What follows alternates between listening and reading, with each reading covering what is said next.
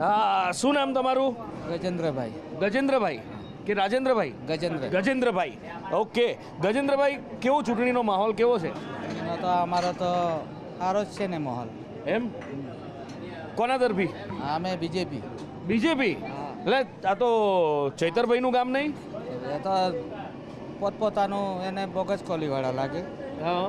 અમારે તો અહીંયા પહેલેથી 35-40 વર્ષથી આ બીજેપીમાં એમ તો મનસુખભાઈને કેટલામી વખત ટિકિટ આપી? 7મી વખત. અરે મિલાવો હાથ જોરદાર દાદા, બધું જ ખબર છે તમને. અને બીજેપીના માણસ પછી ખબર જ હોય એમ તો ચૈતરભાઈનું તો અહીંયા બહુ વર્ચસ્વ દેખાય છે ને? એ તો જે અમુક લાગે નહીં કે એવું કંઈ નહીં. એમ બાકી શું લાગે છે કોનું પલડું? અમે મનસુખભાઈ. ચૈતર બોલાઈ ગયું? મનસુખભાઈને જ જીતાડવાના. હવે તો તમે બીજેપી વાળા થઈને પાછું મનસુખને જ જીતાડવાના. એમ જીતી જશે? જીતી જશે 101%. 101%. અચ્છા, અહીંયા પેલું પૂતળું મૂક્યું છે બહાર, સરસ મજાનું પૂતળું બનાવ્યું છે ને? હા. કોણ છે એ તો પેલા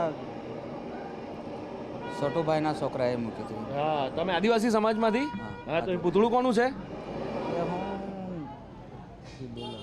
નામ બી ખબર નહીં. લે, ભગવાન બિરસા મુંડા. હા, ભગવાન આદિવાસી સમાજના તો ભગવાન કહેવાય ને. એનું તો તમને નામ જ નહીં ખબર? ના, યાદ નહીં આવતું. યાદ નહીં આવતું? અચ્છા, શું કર્યું હતું એમણે ખબર છે આદિવાસી સમાજ માટે? એમને હું કર્યું, બધાનો ફાળો કરીને મૂકી દીધું વળી.